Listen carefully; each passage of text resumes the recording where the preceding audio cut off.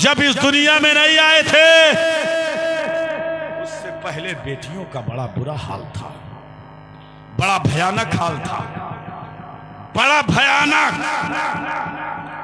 बेटियों को जिंदा दफन कर दिया जाता, जात रहा जिंदे गाड़, जो कहा तो ना है जिंदा गाड़ देते थे।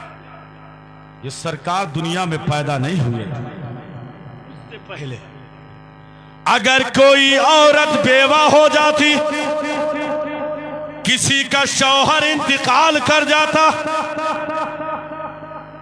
शौहर अगर इंतकाल कर जाता तो उस औरत को 1 साल के लिए, कितने साल के लिए? 1 साल के लिए बंद कमरे में बंद कर दिया जाता। वो कबो कबो खाना पानी पहुंचा दिया, बंद कमरे में 1 साल के लिए। जब 1 साल पूरा दिन गिनते गिनते गिनते गिनते जब पूरा होता तो उस औरत को निकाला जाता रूम से, कमरे से।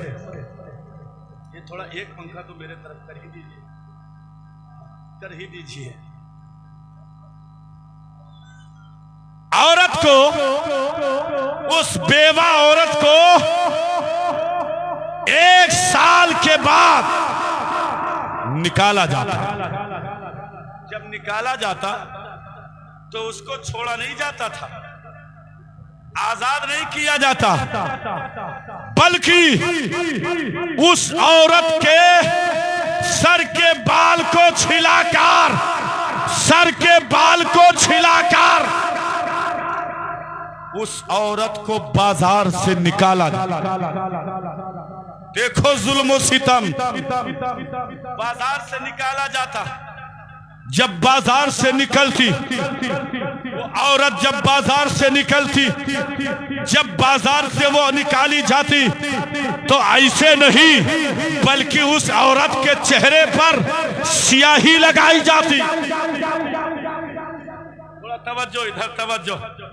माशाअल्लाह, आपने बहुत खर्चा किया, आप बैठ के सुन लीजिए, मचल के बोलिए। हाँ सुन लीजिए, सुन लीजिए। उस औरत के चेहरे पर स्याही लगाई जाती, फिर उसको बाजार में निकाला जाता। लोग लानत फटकार उसके ऊपर लानत बरसाते, पत्थर से मारते। वो औरत चिल्लाती, चीखती, मगर बाजार से बाहर, आबादी से बाहर ले जाकर उस औरत को पत्थर से मार मार कर लोग उस औरत को मार डालते थे।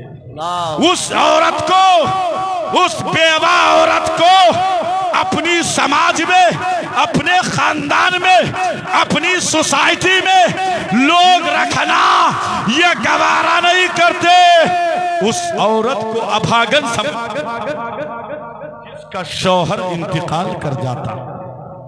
ए मेरे भाइयों, मुस्तफा जब इस दुनिया में नहीं आए थे उस दौर को, उस जमाने का हाल ये था कि बच्ची अगर किसी की यहाँ पैदा होती थी तो उस लड़की को लोग ले जाकर के जिंदा दफन कर देते। एक सहाबी सरकार के बारगाह में आए और आने के बाद में कहा, या रसूल अल्लाह, मैंने अपने हाथों से 6 बच्चियों को जिंदा गाड़ दिया, 6 बच्चियों को जिंदा दफन कर दिया है। मेरे आका रोने लगे। आका ने फरमाया, तुमने कैसे उन बच्चियों को जिंदा दफन किया? कहा, या रसूल अल्लाह, मैंने 5 लड़की तो किसी गैर की मैंने जिंदा दफन की है, मगर 6ठी लड़की जो मैंने दफन किया है वो अपनी लड़की मैंने जिंदा दफन किया है। अपनी लड़की मैंने जिंदा दफन किया। वो ये कह करके रोने लगे। मेरे आका फरमाते हैं, सहाबी अब जरा बताओ उस लड़की को तुमने कैसे दफन किया? वो सहाबी कहते हैं, या रसूल अल्लाह, मैं जब अपने घर से गया परदेश कमाने के लिए तो मेरी औरत जो थी वो हामिला थी, यानी मेरी औरत पेट से थी। जब मैं अपनी औरत को छोड़कर मैं परदेश जाने लगा, दूसरे शहर और मुल्क में जाने लगा कमाने के लिए, तिजारत के लिए लिए तो मैंने अपने बीवी से कहा, ए मेरी बीवी सुन ले ये थोड़ा सा पैसा है, इसको संभाल के रख ले। अगर लड़का पैदा होगा तो खूब खुशियां मनाना, खूब शराब और क्या नाम जुए के शराब के महफिलों को तुम क्या नाम आरास्ता व पैरास्ता करना। मगर ए मेरी बीवी सुन ले, अगर लड़की पैदा हुई तो यही पैसा देकर किसी को दे देना और उससे कह देना कि तेरी लड़की को जिंदा गाड़ देगा। अल्लाह अकबर। अब वो सहाबी कहते हैं, या रसूल अल्लाह मैं अपने घर से चला गया, तिजारत के लिए चला गया, मैं कई साल हो गया, कई साल गुजर गए। जब कई साल के गुजरने के बाद मैंने अपनी औरत को खबर दिया कि मैं फला दिन आने वाला हूँ। या रसूल अल्लाह जब मैं अपने घर में आया तो मैंने देखा मेरा आंगन खाली है, मेरे घर में ना तो बेटा है, मेरे घर में ना तो बेटी है, सिर्फ मेरी बीवी है। मैंने अपने बीवी से पूछा, ए बीवी बता तेरे पेट से कौन सा क्या पैदा हुआ था, लड़का पैदा हुआ था या लड़की पैदा हुई थी। मगर ए लोगों जब वो चला गया था परदेश तो अल्लाह अकबर याद रखिए उसके यहाँ लड़का नहीं पैदा हुआ बल्कि लड़की ही पैदा हुई थी। अभी वो परदेश ही में था। इधर बीवी ने जब उसके आने की खबर सुनी तो बीवी ने अपनी लड़की को पड़ोसियों के यहाँ दे दिया और कहा, सुनो जितने दिन हमारी बच्ची तुम्हारे घर में रहेगी उतना मैं तुमको उजरत दूंगी, मगर मेरे शौहर को पता न चले।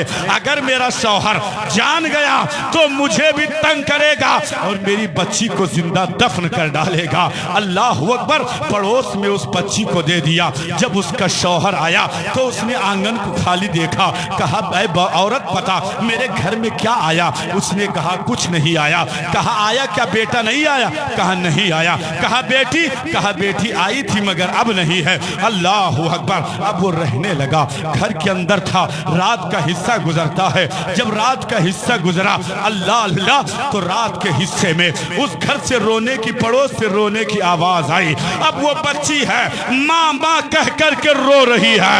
उसके शौहर ने कहा, ए औरत ये किसकी आवाज आ रही है? उस बीवी ने कहा पड़ोस की आवाज है। कहा उस पड़ोसी के यहाँ तो कोई बच्ची नहीं है, कोई लड़का है ही नहीं, आखिर ये आवाज कहाँ से आ रही है? सुबह हुई, खबर हो गई। आखिर उस बीवी ने कहा, ए मेरे शौहर खुदा के लिए मेरे बच्ची की जान बख्श दी जाए, ये मेरे गोद में बच्ची ही है, मैंने आपके डर से इसको पड़ोस में रखा था, मगर अब वो जालिम बाप है, वो जालिम बाप उसकी आंखों में खून उतर आया। उस वक्त वो ईमान की हालत में नहीं, उसकी आंखों में खून जब उतर आता है, जब आंखों में खून उतर गया, एक हाथ में बच्ची का गला पकड़ा, दूसरे हाथ में फावड़ा लिया और लेने के बाद आबादी से बाहर गया। जाने के बाद गड्ढा खोदा और खोदने के बाद में जब गड्ढे को खोद डाला, उसके बाद में उस बच्ची को उस गड्ढे में जब लिटाना चाहा तो उस बच्ची को अल्लाह ने बोलने की ताकत दे दी है। ऐ लोगों अल्लाह ने उस नन्ही सी बच्ची को अक्ल दे दिया, बोलने की ताकत दे दी। अरे जो परवरदिगार अबू जहल जैसे जालिमो जाबिर के हाथ में कंकरियों को बोलने की ताकत दे सकता है, वो परवरदिगार बच्ची को क्यों बोलने की ताकत नहीं दे सकता है? परवरदिगार ने उस बच्ची को बोलने की ताकत दिया और उस बच्ची ने कहा, मेरे बाप, चल के बोलो तू ही मेरा बाप है, मैं किसी दूसरे की बेटी नहीं हूं, मैं ही तेरी बेटी हूं। खुदा के लिए मुझे जिंदा दफन न कर, मैं तुझसे जिंदगी में कुछ नहीं मांगूंगी, कपड़े नहीं मांगूंगी, अपने लिए खिलौने नहीं मांगूंगी। ए मेरे बाप मेरी जान बख्श दे, मुझे जिंदा दफन न कर। मगर वो जालिम बाप था, उसने फौरन अपनी बेटी को गड्ढे में रखा। रखने के बाद पैतियाने से यानी पांव के तरफ से मिट्टी को डालने लगा। जब मिट्टी बेटी के ऊपर कंकरों पत्थर गिरते हैं, उस गड्ढे से क्या नाम अपने नन्हे नन्हे हाथों को वो बच्ची आसमान की तरफ उठाती है और कहती है, मौला हम बच्चियों को जिंदगी देने वाला नबी कब आएगा, हमको बचाने वाला मुस्तफा कब आएगा, हमको जिंदगी देने वाला आमिना का लाल कब आएगा। ए मौला ये लड़कियां कब तक जिंदा गाड़ी जाएंगी, मौला अपने हबीब को आमिना की गोद में भेज दे, अपने हबीब को मक्का की सरजमीन पे पैदा कर दे। आ गई वो तारीख 12 रबीउल अव्वल के सुबह सादिक का सुहाना वक्त है। आमना का आंगन है, आमना की गोद में मुस्तफा जाने रहमत आ रहे हैं। नारे तकबीर, नारे रिसालत, मसलके आला हजरत, उलमाए अहले सुन्नत, सुभान अल्लाह। मुस्तफा आ रहे हैं। सुभान अल्लाह। बात मेरी समझ में आ रही है आपको? बेशक समझ में आ रही है। हाँ, मौका महल मेरी गुफ्तगू होती है मौके की, जो वक्त होगा वही तकदीर होगी। मजल के बोलिए, मजल के बोलिए या रसूल अल्लाह। सरकार का नूर जब आदम के पेशानी में चमका तो फरिश्तों ने आदम को सजदा किया। यही नूर जब हजरत इब्राहिम के पेशानी में तो नारे नमरूद हजरत इब्राहिम पर गुलजार हो गए। यही नूर जब हजरत इस्माइल की पेशानी में तो अल्लाह ताला ने हजरत इस्माइल को बिना के मैदान में कुर्बान होने से बचा लिया। और मदल के बोलिए, यही नूर है जहां जहां गया ये नूर चमकता गया, चमकता गया। यही वो नूर है जिससे सिद्दीक की सदाकत चमकी है, यही वो नूर है जिससे फारूक की अदालत चमकी है, यही वो नूर है जिसे उस्मान की सखावत चमकी है, यही वो नूर है जिसे मौला अली की शुजाअत चमकी है, यही वो नूर है जिससे गौसे आजम की करामत चमकी है, यही वो नूर है जिससे हम सुन्नियों का ईमान चमक रहा है। आला हजरत फरमाते हैं, चमक तुझसे पाते हैं सब पाने वाले, मेरा दिल भी चमका दे चमकाने वाले। सुभान अल्लाह। बहुत नूरे मुस्तफा है। आमिना के बतने मुबारक हजरत अब्दुल्लाह के पेशानी से, हजरत अब्दुल्लाह के सुल्ब से होकर आमिना के बतन में, बदल के बोलिए, आमिना के शिकम में, हजरत आमिना के पेट में जब मुस्तफा का नूर जिस रात आया वो रात जुमे की थी। वो रात बदल के बोलो यार, वो रात जुमे की जिस रात मेरे मुस्तफा। अच्छा, किसी को मालूम है कि माँ के पेट में आज बच्चे की रुखसती यानी बच्चा पहुंच गया? किसी को नहीं, किसी को मालूम है नहीं सिवाय अल्लाह उसके रसूल। मगर आओ जब आमिना के पेट में मुस्तफा का नूर पहुंचा है, हजरत अब्बास फरमाते हैं कि जंगल के जानवर, एक जानवर दूसरे को मुबारकबाद दे रहा था। आज मुस्तफा अपने माँ के पेट में जलवा बार हो गए हैं। हजरत अब्बास फरमाते हैं कि समंदर की मछलियां निकल कर दूसरे मछलियों को मुबारकबाद दे रही थी। ए मछलियों, आज आमिना का लाल अपनी माँ के पेट में आ गया है। हजरत सैयदा तैयबा ताहिरा हजरत आमिना फरमाती है, जिस महीने में मेरे आका का नूर मेरे पेट में आया, नबी की माँ फरमाती है मेरा पहला महीना था, यानी हमल का पहला महीना था। पहले महीने में एक मैंने बुजुर्ग को देखा, एक बाबा को देखा, एक फकीर को देखा। हजरत आमिना फरमाती है वो मेरे पास आए और आने के बाद में मुझे कहा, ए आमिना तुझे मुबारक हो। मैंने उनसे पूछा आप कौन हैं, क्यों आए हैं, किस चीज की मुझे मुबारकबादी दे रहे हैं? तो उस बूढ़े ने उस बुजुर्ग ने कहा, ए आमिना तुझे मुबारक हो। कहा, आप कौन हैं? हजरत आमिना फरमाती हैं, आप कौन हैं? तो उस बुजुर्ग ने कहा, ए आमिना मैं आदम अलैहिस्सलाम हूं। चल के बोलो, सुभान अल्लाह। मैं आदम हूं, आदम, हजरत आदम हो। नबी की माँ फरमाती हैं, दूसरे महीने में हजरत शीश आए, तीसरे महीने में हजरत नूह आए, चौथे महीने में हजरत हूद आए, पांचवें महीने में हजरत इदरीस आए, छठे महीने में हजरत इब्राहिम आए, सातवें महीने में हजरत इस्माइल आए, आठवें महीने में हजरत सैयदना मूसा अलैहिस्सलाम आए, नवे महीने में हजरत ईसा आए। और आकर के उन्होंने बशारत दिया, ए आमिना अब तेरी गोद में सारी कायनात का मालिको मुख्तार आने वाला है। सुभान अल्लाह। और लहक के बोलिए सुभान अल्लाह। अब आपके समझ में ना आए, लेकिन मैं बहुत वजनी तकरीर कर रहा हूँ, अपने समझ से बहुत वजन तकरीर कर रहा हूँ। सुभान अल्लाह। सुभान अल्लाह। आका की माँ फरमाती है, नबी की माँ फरमाती हैं, हजरत आमिना फरमाती हैं, मेरे बेटे के विलादत का वक्त आ गया। अब मचल के बोल दीजिए, अब सरकार की असल मीलाद सुनिए, यही तो मीलाद है जो मैं पढ़ने जा रहा हूँ।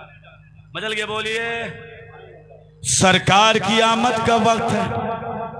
हजरत सैयदा तैयबा ताहिरा नबी की अम्मी हजरत सैयदा आमिना घर के अंदर अकेली है। क्या है? क्या है? अकेली। अच्छा, उससे पहले एक बात सुन लो।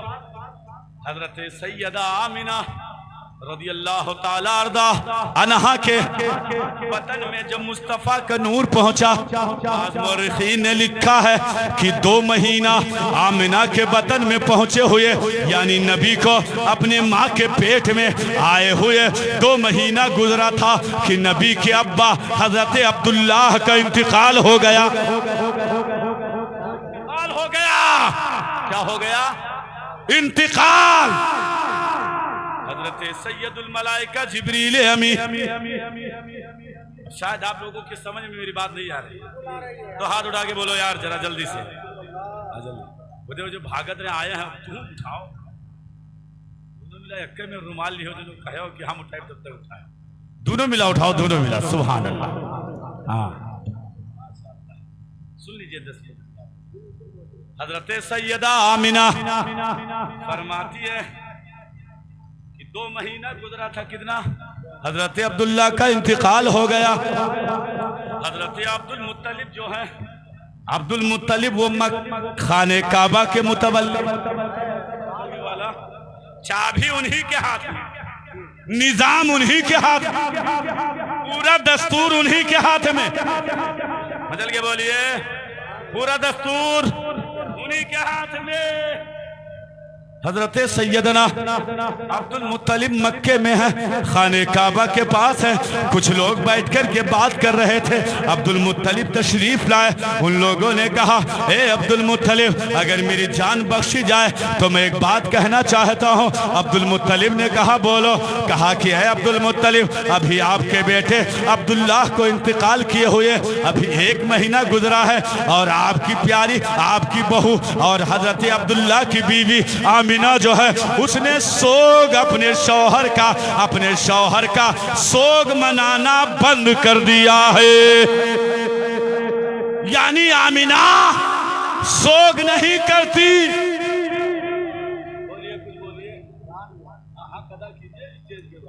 हाँ बोलिए, सोग नहीं करती। अब्दुल मुत्तलिब गए हजरत आमिना के पास, कहा, बेटी आज मेरे पास मक्का के कुछ लोगों ने शिकायत किया, बात बड़ी प्यारी है, नींद को भगा दीजिए, बात सुन लीजिए, मजा आ जाएगा, ईमान ताजा हो जाएगा। कहा, बेटी? कहा, अब्बा? कहा, ए बेटी बताओ, मेरा बेटा अब्दुल्लाह अभी जल्द ही 1 महीना भी नहीं गुजरा इंतकाल किए हुए। बेटी, तुमने अपने शौहर मेरे बेटे अब्दुल्ला का शोक मनाना छोड़ दिया। हजरत आमना के सीने पर और हाथ टूट गया। कहा अब्बा, मैं अपने शौहर के याद में खाना नहीं खाती हूं, मैं अपने शौहर के याद में सोती नहीं हूं, मैं घर का काम काज करती हूं, अपने शौहर के याद में आंसू बहाती हूं। अरे बाप, ये क्या कह रहे हो? कहा बेटी, जो औरत शोक मनाती है वो औरत खुशबू नहीं लगाती। बदल के बोलो और लहक के बोलो। शोक जो मनाएगी वो खुशबू नहीं लगाएगी। कहा बेटी, तुम तो खुशबू लगाती हो, इसलिए तुमने शोक नहीं मनाया। हज़रत आमना रोने लगी। कहा अब्बा, मैं खुशबू नहीं लगाती हूँ, मगर जब से आपके बेटे अब्दुल्ला की अमानत मेरे पेट में आई है, ए अब्बा, मैं जब मक्के की गलियों से गुजरती हूँ तो दरो दीवार से आवाज आती है, अस्सलातु वस्सलामु अलैका या उम्मे रसूलिल्लाह, सलातो सलाम हो तुझ पर ए नबी की माँ। हजरत आमना फरमाती है, जब मैं दरख्तों के किनारे से गुजरती हूँ तो दरख्त झुक करके मुझे सलाम करते हैं। जब मैं पहाड़ों से गुजरती हूँ तो पहाड़ के बड़े बड़े पत्थर, वहां से मुझे वो पत्थरों से सलाम की मुझे आवाज आती है। मुझे जब जानवर मिलते हैं, ऊंट मिलते हैं, तो वो ऊंट मेरे सामने अपने सर को रख देते हैं और वो ऊंट मुझे सलाम करते हैं। ए अब्बा, जब मैं नोकीले पत्थर पर अपने पैर को रखती हूँ तो वो पत्थर मोम हो जाता है। अगर मैं कांटे पे अपने पाँव को रखती हूँ वो कांटा गुलाब हो जाता है। अगर मैं धूप में निकलती हूँ तो मेरे ऊपर मैं देखती हूँ कि रहमत का बादल होता है, मेरे ऊपर वो साया फिगर रहता है, मेरे ऊपर धूप नहीं आती है। और हे अब्बा, जब मैं कुएं के करीब जाती हूँ रस्सी और डोल लेकर के, जब मैं कुएं में पानी भरने के लिए जाती हूँ, जैसे मैं कुएं के करीब पहुँचती हूँ, जैसे मैं अपने निगाह को कुएं में डालती हूँ, मैं क्या देखती हूँ कि मेरा निगाह जैसे कुएं में पड़ता है, पानी ऊपर आ जाता है। मुझे रस्सी की जरूरत नहीं पड़ती, डोल की जरूरत नहीं पड़ती है, और वो पानी ऊपर आ जाता है। मैं अपने पानी को भर लेती हूँ, अपने बर्तनों को भर लेती हूँ। ये अब्बा, और वहां पर जो औरतें और भी रहती हैं वो कहती हैं, ए आमिना, थोड़ी देर रुकी रहो, थोड़ी देर ठहरी रहो आमिना, ताकि हम लोग भी अपने बर्तन को भर ले। और जब मैं वापस चली जाती हूँ पानी कुएं के नीचे चला जाता है। हजरत अब्दुल मुत्तलिब की आंख खुलती है और कहते हैं, कुछ हो या न हो, मेरी बहू आमिना ये खुशबू नहीं लगाती है, बल्कि अब मोहम्मद अरबी की जलवागरी है, वो मोहम्मद अरबी की जलवागरी है, वो मोहम्मद आने वाला है जिसके बारे में आला हजरत फरमाते हैं, उनकी महक ने दिल के गुंजे खिला दिए हैं, जिस राह चल गए हैं कूचे बसा दिए हैं। सुभान अल्लाह, सुभान अल्लाह, बहुत खूब, माशाअल्लाह, माशाअल्लाह। चल के बोलिए सुभान अल्लाह, और लह के बोलिए सुभान अल्लाह। मुस्तफा आ रहे हैं। मुस्तफा, हजरत आमना घर में अकेली हैं, हजरत आमना घर में अकेली हैं।